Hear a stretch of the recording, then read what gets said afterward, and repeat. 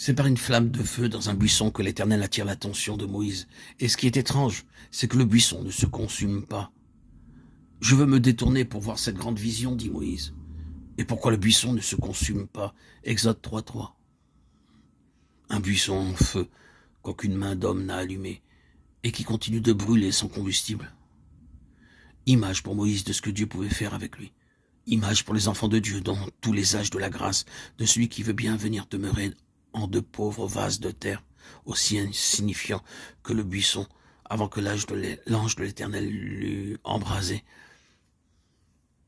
Moïse s'approche et Dieu lui parle, comme il a parlé à bon nombre d'entre nous. Il l'appelle par son nom, car les messages de Dieu sont toujours personnels, directs. Un tiers n'est pas nécessaire pour nous les appliquer, pour nous dire « tu es cet homme-là ». Quand Dieu parle, nous oublions nos voisins et nous savons à qui il s'adresse. Mais il faut que Moïse sache que c'est une chose extrêmement solennelle que de rencontrer Dieu. Mais même lorsque ce n'est pas encore face à face. Moïse, le lieu sur lequel tu te tiens est une terre sainte. Terre sainte. Alors qu'un instant auparavant, c'était un terrain ordinaire. Terre sainte. À cause de la sainte présence du Dieu de gloire. Si quelqu'un souille le temple de Dieu, Dieu le détruira. Car le temple de Dieu est saint, et vous êtes ce temple. Oh, combien il est nécessaire que nous nous souvenions de cela. Alors, nous ne demanderons plus s'il y a quelque mal à faire ceci ou cela, mais bien plutôt si cela est convenable pour quiconque fait partie du temple de Dieu. Si Dieu demeure en nous comme il demeura dans le buisson, sa sainte présence illuminera même les choses ordinaires et les embrassera de la gloire du ciel. Et il ajouta, « Je suis Dieu de ton Père, le Dieu de ton Père. » Exode 3.6. Ce Dieu qu'avait rencontré Abraham et devant lequel il s'était prosterné, ce Dieu que connaissaient aussi Isaac et Jacob.